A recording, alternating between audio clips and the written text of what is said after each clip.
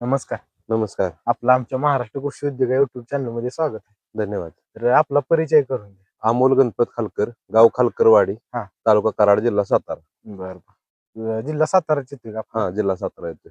बरं, बरं. ठीक आहे. आता या व्यवसायाला सुरुवात कधीपासून झाली?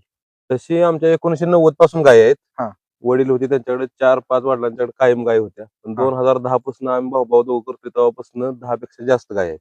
2010 पासून मोठ्या केल्यात, म्हणजे जास्त गायी केल्या. हां, हां, आता साधारणतः 22-23 गायी आहेत. हां, 2 म्हशी आहेत, 1 खिल्लार गाय आहे. हां, हां. हां, किल्लार गाय पण पाळल्या का? खिल्लार गाय 1 आहे. हां, हां. हां. कशी नेमकी सुरुवात झाली व्यवसायाला?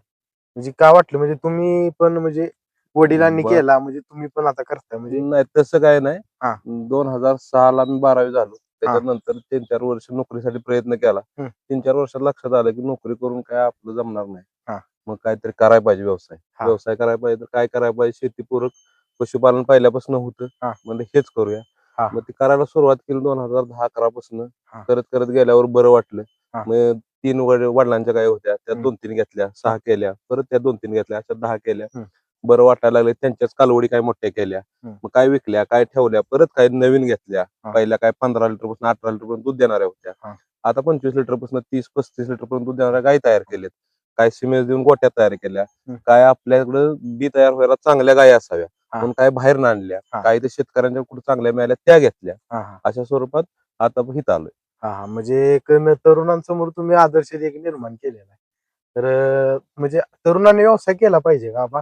आता तुम्ही नोकरी सोडून म्हणजे नोकरीच्या नादाला न लागता हा व्यवसाय केलाय. हां. तर बरेचसेच तरुण म्हणतात, की व्यवसाय परवडत नाही. बाबा काय नाही या व्यवसायामध्ये.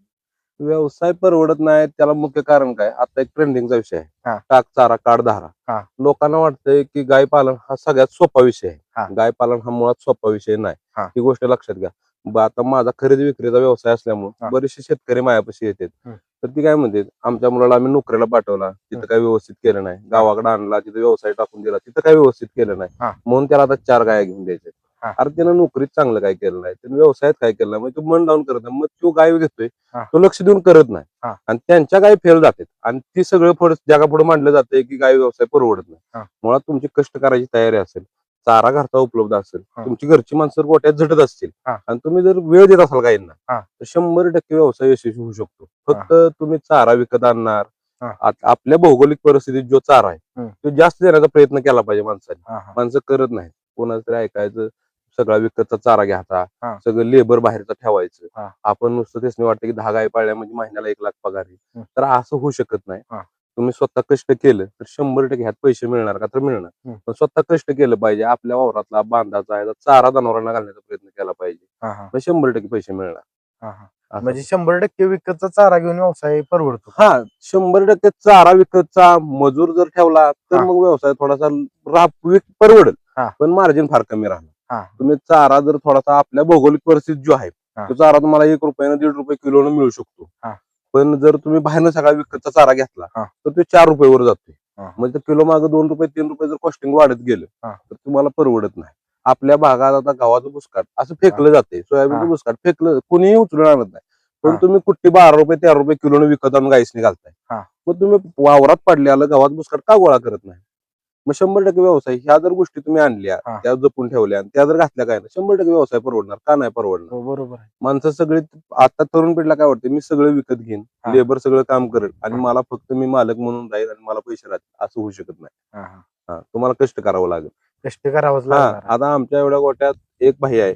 हं, बाकी आमचे बंधू आहेत हां, लहान, वडील आहेत, हं, मी असतो. हं, आम्ही तिघं लक्ष देतो. मग हं, कधी आम्हाला अडचण आली नाही. हां, अगदी आम्ही ₹7-8 जो जेव्हा गाईला दर होता हां, लिटरला, हां, तो पण बघितला. मध्यंतरी कोरोनाच्या आधी ₹40 दर झाला, तो पण बघितला. हां, कोरोना संपल्यानंतर अगदी आता मार्केट कमी झालं. हां, आता ₹20 परत दर गेला ₹25 पर्यंत, तो हां, पण बघितला. पण असाही एक दिवस आला नाही, हां, की आम्ही पदरचे पैसे गोट्यात घातले. हां, इक्वल चालला काही दिवस गोटा, हां. पण तोट्यात कधीही गेला नाही. तोट्यात गेला नाही. जात नाही. हां, माझं स्पष्ट मत आहे. फक्त तुम्ही चाऱ्यावर स्वतःच्या काम करा, हां, स्वतः कष्ट करा. हां. 100% गोटा तोट्यात जाणार नाही. नाही. हां.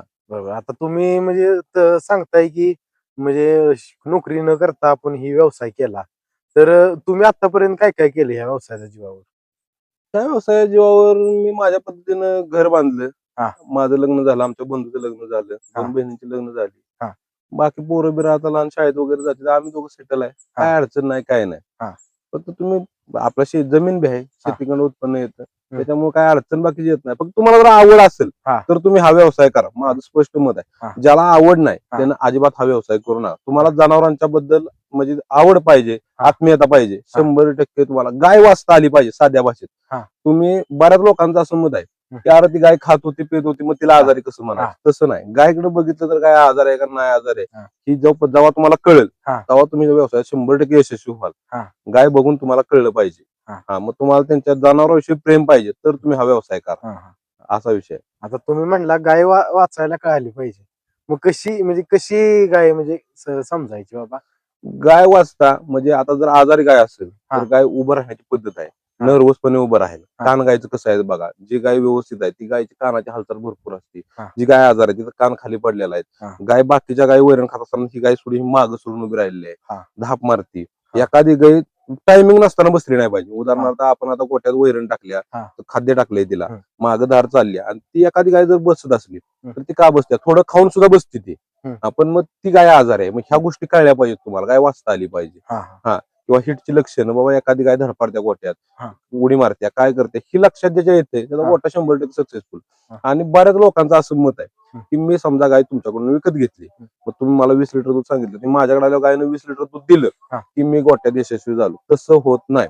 मी तुमच्याकडनं गाय विकत घेतली, तिनं माझ्याकडे आल्या 20 लिटर दूध दिलं, पण 1 वर्ष ते 15 महिन्यात ती गाय जर परत तुमच्याकडे गाब जाऊन व्याला झाली आणि पुढच्या हाताला येऊन जर ती 20 लिटर दूध काढलं तर तुम्हाला पूर्ण सर्कल पूर्ण झालं आणि मग गोटा व्यवस्थित म्हणजे यशस्वी होणार. पण तुम्ही गाय आणली, तिचं दूध काढलं, मालकानं सांगितल्याप्रमाणे दूध दिलं गायनं, तुमच्यात गाब गेली नाही किंवा जास्त वेळ गेला, 18-19 महिने लागले गाय आला, तर मग दूध व्यवसाय परवडणार नाही. तुम्हाला सर्कल पूर्ण करता आलं पाहिजे. तुम्ही आणलेली गाय गाभण तुमच्याकडे परत गाभण जाऊन आली पाहिजे, मग तुम्ही 100% यशस्वी होणार, असा विषय आहे त्यात. आता सध्या गायी किती आहेत आपल्या गोठ्यामध्ये? आपल्याकडे लहान मोठे आता 22-23 गाय आहेत वासरांच्या सकट, 2 म्हशी आहेत, एक खिलार गाय आहे. बरोबर. सध्या दूध किती आहे तुमचं? दूध आता साधारणतः 270-280 लिटर दूध आहे चालू चालू चालू दूध आहे. किती गाय म्हणजे? आता 16 गाय दूध देते. त्यातल्या काय दूध गाभण आहेत, काय ताज्या वेलेल्या आहेत, असा विषय. 16 गाय मध्ये 270 लिटर दूध आहे. 270 लिटर अजून दूध चालू. म्हणजे प्रॉफिट मध्येच आहे.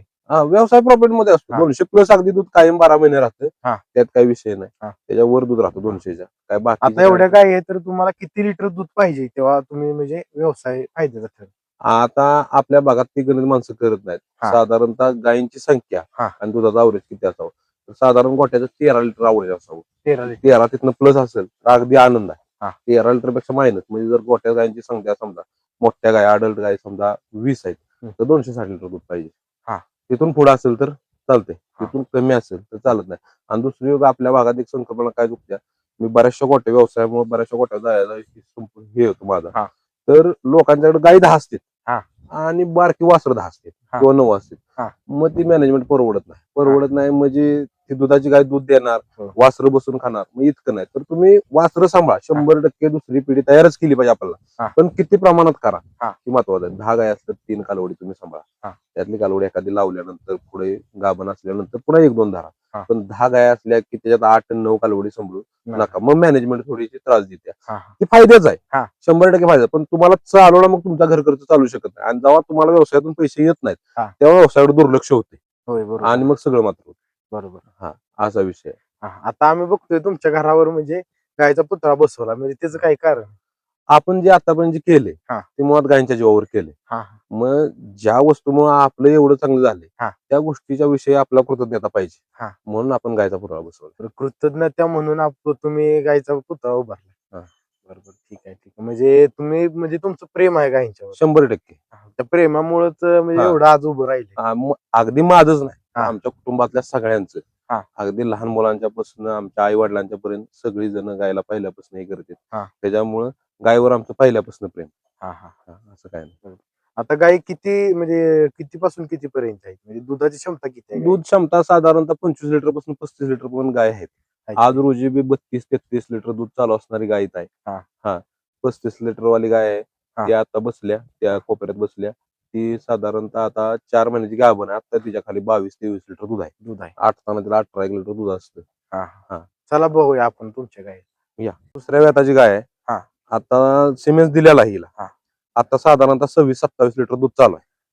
येऊन किती महिने झाले? 4-4.5 महिन्याची व्यालेली आहे. हा. 1.5 महिन्यात सिमेंस दिलेला आहे. अजून चेक केलेलं नाही गाभण आहे किंवा नाही, अजून चेक केलं पण 100% गाभ असेल. हा. ही एबीएस ब्रावोचं कालवड आहे. ABS Bravo. आता लावलेले हा. 8-10 दिवस झाले. हा. हा, आता एबीएस स्पाइकनं लावलेले आहे. किती महिन्याची कालवड? ही साधारणतः 16 महिन्याची कालवड आहे. 16 महिन्याची हा, कालवड. 16 महिन्याची कालवड आहे. ही पहिला कालवड आहे. हा. आता दुसऱ्यांदा गाभण आहे. हा. सर पहिल्या रोला किती दूध दिलंय? पहिल्या ह्या गायनं 28-29 लिटर दूध दिलं. ही एबीएस ब्रूटची गाय आहे. हा हा स्वतः हा. ही आता 5-6 महिन्याची गाभण आहे. आता 8व्याच्या कंडिशन मध्ये आहे. आता दूध किती चालू आहे? आता तिला 15-16 लिटरवर आणल्या. आता म्हणजे 8वाची प्रोसेस चालू आहे गायची. हा. हा, त्यामुळे आता त्याचा खुराक बिराक कमी केल्यामुळे तिची तब्येत बी जरा कमी दिसते. हा हा. ही आमच्या मित्राने एक पंजाबवरून गाय आणली होती. त्यानं गोटा मोडला म्हणून मी त्याच्याकडे घेतली. ती आता साधारण 4थ्या येतात आहे. ती गाय 32-33 लिटर दूध देते. आता दुधावरच आहे. दुधावरच आहे का? हा, दुधावरच आहे. आता सध्या 32-33 चालू आहे. नाही ह्या गायला काय झालंय, हा. आपल्याकडे अपघातात मागचे 2 सड गेलेत. हा. पण पुढच्या 2च सड गायला चालू आहेत. पण गाय पैदासाठी ठेवली पण 2 सडात गायला 22-23 लिटर दूध निघतं. 2 सडात पुढचे 2च सड चालू आहेत. मागचे 2 सड गेलेत. हा. तरी सुद्धा 2 सडात गायला 22-23 लिटर दूध निघतं. आणि पैदाशीला गाय उत्तम असल्यामुळे ती गाय ठेवलेली आहे. ही आता ही एक गाय आहे. त्या गायनं तिसऱ्या येताला 35-36 लिटर दूध दिले. आता ही गाभण आहे. आता साधारणतः 4-4.5 महिन्याची गाभण आहे. गाय खाली आता बी 18-19 लिटर 22-23 लिटर दूध आहे. आठताना गेला 18-19 लिटर दूध असतं. आठताना? हा, ही ह्याच गायची मागच्या वेताची म्हणजे दुसऱ्या वेताची कालवड आहे. हा, ही आता याला झाल्या 40-116ची कालवड आहे. तिला 9वा महिना सुरू व्हायला लागलाय. आता 40-116. 40-116ची ह्याच गायची कालवड आहे. आता हिला 9वा महिना चालू व्हायला लागला. म्हणजे साधारणतः अजून 25 दिवस बाकी आहे. आता दाताला दुष्य आहे.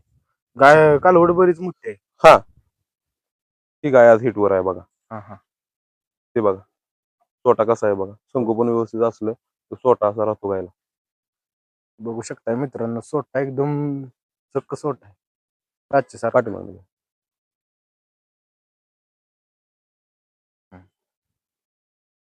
तिला आता साधारणतः 28-29 लिटर दूध चालू आहे गायला. 28-29 चालू. 28-29 आज हिटलाय. किती लिटरची गाय घेतली पाहिजे तेव्हा व्यवसाय परवडतो? अगदी नवीन माणसानं 20 लिटरची पुढची गाय घेतली तर व्यवसाय 100% परवडतो. हा. तांबडी गाय दाखवतो तुम्हाला. या तांबडी का? ही तांबडी गाय आहे. हा. 32 लिटर दूध दिलं याला झाली तेव्हा. 32 लिटर? हा. किती वेळ ताजी? ही आता 2दा गेली. आता तिसऱ्यांदा गाभण आहे. ही आटवलेली आहे. हा. ही आठवायची म्हणजे तुबा भरायची तिला 2 दिवसात. ती आटल्यातच जमा आहे गाय. ही पंजाबवरून आमच्या मित्रांनी गाय आणली होती. ती पंजाबवर सिमेंट दिलं होतं. त्या सिमेंटची कालवड तिथं आल्यानंतर आपण त्यांच्याकडे घेतली. आता पहिल्यांदा गेल्या. आता सिमेंट दिले गाभ आहे. आता गाय खाली साधारणतः 18-19 लिटर दूध आहे. 4 महिन्याची गाय ही पण गाभण आहे. पहिल्या रोला किती चालली होती? हिनं साधारणतः 25-26 लिटर दूध दिलं पहिल्या रोला. हा, 12-13 लिटर अगदी दूध दिलं गाय टायमिंगला. बघू शकता मित्रांनो, बांधून जर ह्या गाय असल्या तर ही एवढी दूध देण्याची क्षमता होणार? बांधून थोडासा फरक राहतोय. गाय जरा मुक्त पाहिजे. त्या गायला आता 34-35 लिटर दूध चालू आहे गाय खाली. 34-35 लिटर पाठीमागून घ्या सर. दुसऱ्यांदा येईल गाय. 1 महिन्याची गाय व्यालेली आहे. सर चल.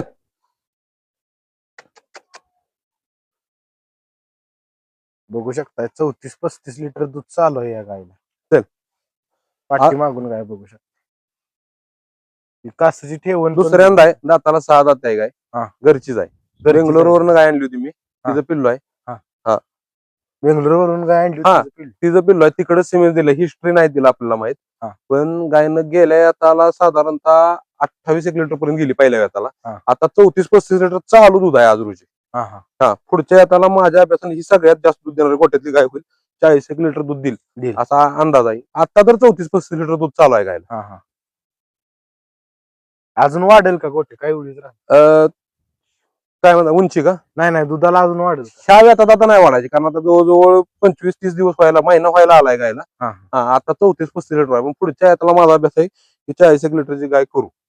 प्रयत्न तर 100% करू तिला 40 लिटरवर न्या.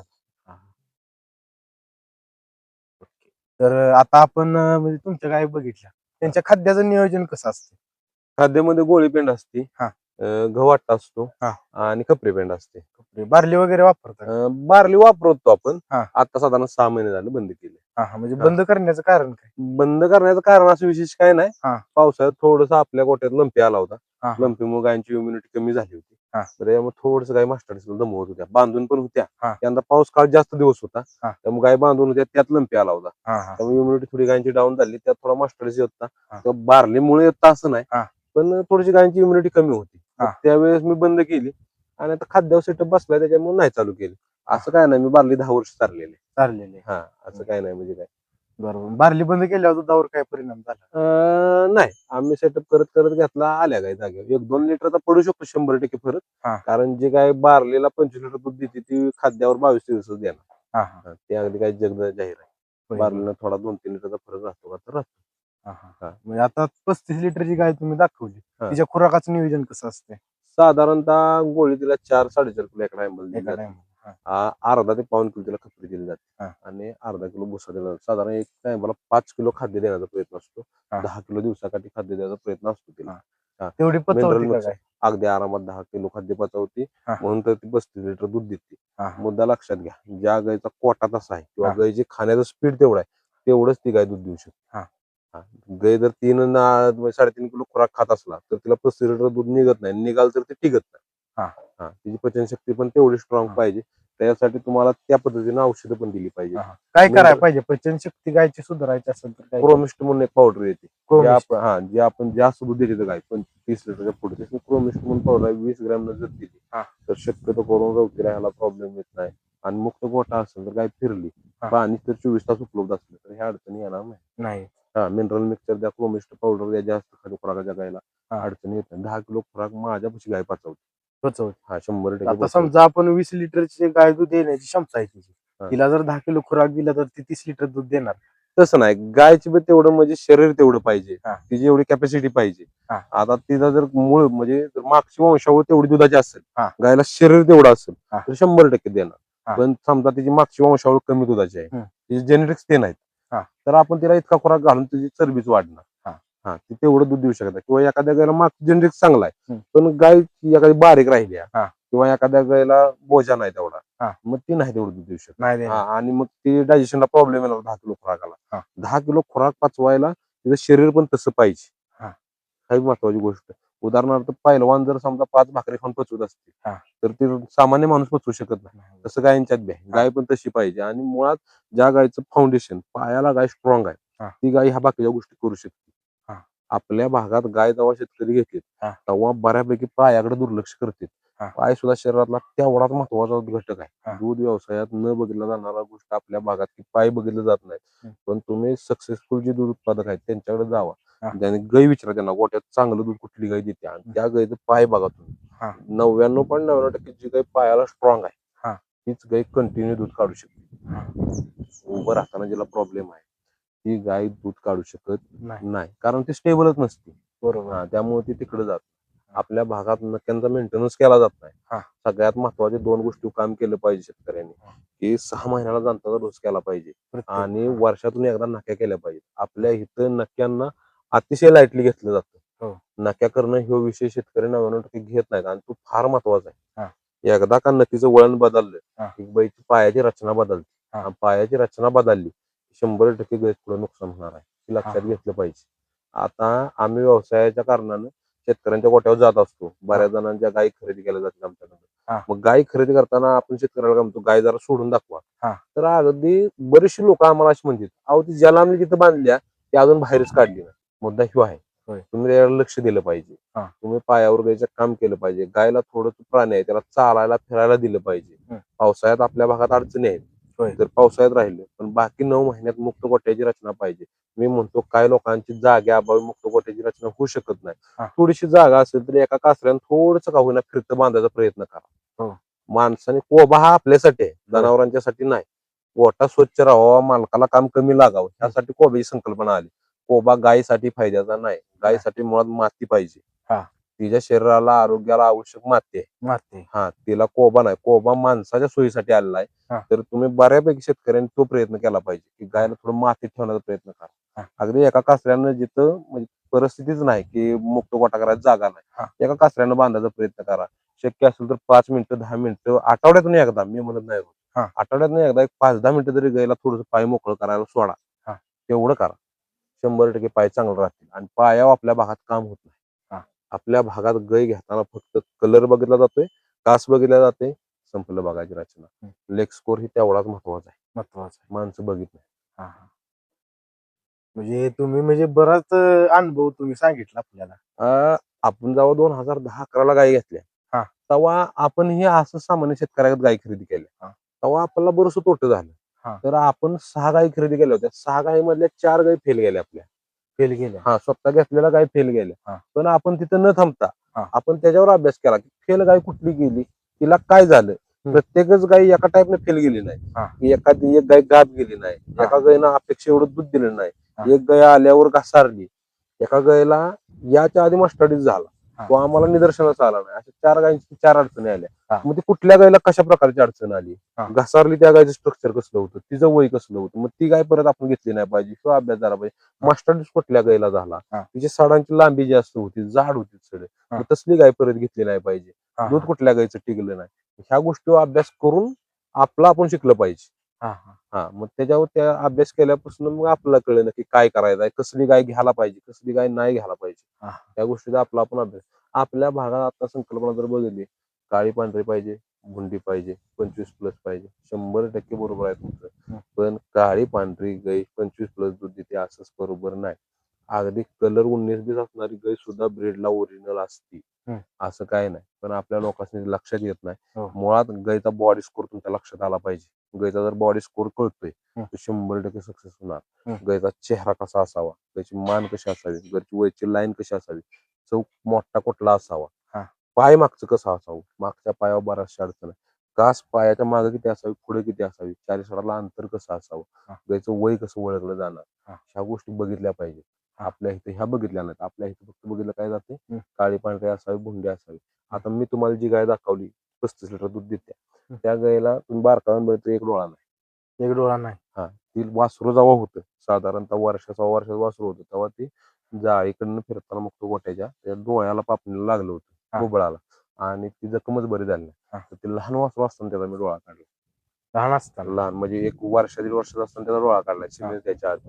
तरी सुद्धा तिला काही सुद्धा अडचण नाही. मुक्त गोट्यात वावरती होती, सगळ्यात टॉपची गाय, आणि तिला शिंग आहे. काय अडचण आहे शिंगाची, काय सुद्धा अडचण नाही. गाय बघून घ्यायला काही पाहिजे. शिंग भुंडी मध्ये नाही. आपल्या भागात सगळ्यात गाय शिंगाच्या असते त्या भुंड्या केल्या जाते. आणि शिंगाची गाय सुद्धा 35 लिटर दूध देऊ शकते. शिंगाचा आणि जेनेटिक्सचा काही संबंध नाही. तुम्ही आता जरी टॉपच्या आता जरी इम्पोर्टेड सिमेंट्स आले, त्याची जरी वासरू पैदा झाली तर त्यांची सुद्धा शिंग जाळावीच लागते. ती चुकून राहिल्यामुळे शिंग आलेली. शिंगडी गायला मागं जर बॉडी स्कोर चांगला असेल तर 100% गाय घ्यायला पाहिजे शेतकऱ्यांनी. अगदी मार्केट रेट नुसार ती गाय थोडी कमी पण पैशाने भेटते. म्हणजे साधारण समजा भुंडी गाय तर ह्या स्ट्रक्चरची घ्यायला गेलं तर समजा तिथं 1,30,000 दर होतोय. ती शिंगडी घ्यायला गेलं तर ती 1,05,000, 1,10,000, 20-25 हजार रुपये मोठ्या गायत वाचतील. बारक्या गायत साधारण 10-15 हजार वाचतील. शिंगडी आणि भुंडी ह्या नवीन तयार का म्हणजे नवीन गोठा करणाऱ्या गाड्यांनी ह्या गोष्टीवर अभ्यास करून असू दे शिंगवाली, पण जर बाकी स्ट्रक्चर राईट असलं, बाकी कठीण गाय बघत असेल तर घ्यायला पाहिजे. पोरं काय करतात की कोणाच तरी ऐकून किंवा युट्यूब बघून गोठा एवढं सोपं नाही. तुम्ही स्वतः अभ्यास करा. एका तुमचा मित्र असला, ओळखीचा माणूस असला, तुम्हाला नवीन गोठा करायला तर त्याच्या इथे 1 महिनाभर जाऊन बसा. धारेच्या खुराकाच्या वेळेस इथं थांबा. नक्की काय चाललंय, कुठली गाय दूध देते, त्याची कुठली दिना, दूध देणारी गाय कसली आहे, न देणारी कसली आहे, त्याला विचारा. 100% तुम्हाला आयडिया येईल. प्रात्यक्षिक बघितलं पाहिजे तुम्ही. तुम्ही आज दुसरा कुठलाही व्यवसाय करताना किंवा नोकरी करताना तुम्हाला 6-6 महिने ट्रेनिंग दिलं जाते. मग हा व्यवसाय इतका सोपा आहे का की तुम्ही आज उठताय की उद्या 10 गाय आणताय आणि म्हणताय माझा व्यवसाय सक्सेसफुल होईल. तुम्हाला त्यातला अभ्यास नाही, तुम्हाला त्यातलं सगळं हे केलं पाहिजे, माहिती पाहिजे. एवढं सोपं नाही. तुम्ही बाकीच्या व्यवसाय 100% ट्रेनिंग घेताय का नाही, मग ह्या व्यवसायाला का नाही तुम्ही शिकत नाही. बरोबर आहे. बऱ्याच लोकांच्या अडचणी आहेत. गायला आजार किती लोकांनी कळत नाही. माणसाने वाटतंय की बऱ्याच वेळा आता माझ्या निदर्शनास आली गोष्ट की आता गाय आजार आहे समजा धरून, त्याला माझी एक गायने सकाळी वैरण खाल्ली नाही म्हणून मी पशुवैद्यकांना फोन केला, ते आले. तर मालक गोठ्यातच नसतोय, मालक कुठेतरी बाहेर गेलेला असतोय, डॉक्टरांना फोनवर होते, ती अशी 2 नंबरच्या गायने सकाळी वैरण खाल्ली. डॉक्टर येते त्यांच्या पद्धतीने बरोबर उपचार करते, सगळं होते. पण शिव फोन करून विचारतो किती बिल झालं तुमचं आणि मारतोय. 100% तुम्ही त्यांचं बिल मारलंच पाहिजे. बरोबर आहे, डॉक्टरांनी उपचार केलाय बरोबर आहे. पण तुम्ही त्यांना विचारलं का, की डॉक्टर गायीनं खाल्लं नव्हतं म्हणजे गायीला काय झालं होतं? बरोबर आहे. मग गायीला असं का झालं? ते परत नाही झालं पाहिजे ह्याच्यावर काळजी अशी कुणीही विचारत नाही. 90% माझा अनुभव असा आहे, की जेव्हा गाय आजारी असते आणि डॉक्टर उपचार करून जातात, तर माणसं फक्त बिल विचारतात. तिला काय झालं होतं कोणीही विचारत नाही. बरोबर आहे. तुम्ही ते समजून घ्यायचा प्रयत्न करा, की तिला काय झालं होतं. आणि काय झालेलं कळल्यानंतर कशामुळे झालं ते डॉक्टर तुम्हाला 100% सांगतील. मग तुम्ही त्याच्यावर परत बंदोबस्त करा ना. बरोबर आहे. माणसं ते करत नाहीत. माणसांना वाटतंय की दूध व्यवसाय परवडत नाही. बारीक गोष्टी लक्ष द्या. 100% परवडणार. हा. हा, पूर्णपणे. बरोबर. ठीक आहे. तुम्ही आम्हाला मार्गदर्शन केले त्याबद्दल तुमचे आभार. धन्यवाद. तर मित्रांनो, असेच व्हिडिओ पाहण्यासाठी आपल्या युट्यूब चॅनलला सबस्क्राईब करा आणि व्हिडिओ कसा वाटला कमेंटमध्ये नक्की सांगा आणि व्हिडिओ आवडला तर नक्की लाईक करा. भेटूया पुन्हा एकदा असाच व्हिडिओ घेऊन. धन्यवाद. धन्यवाद.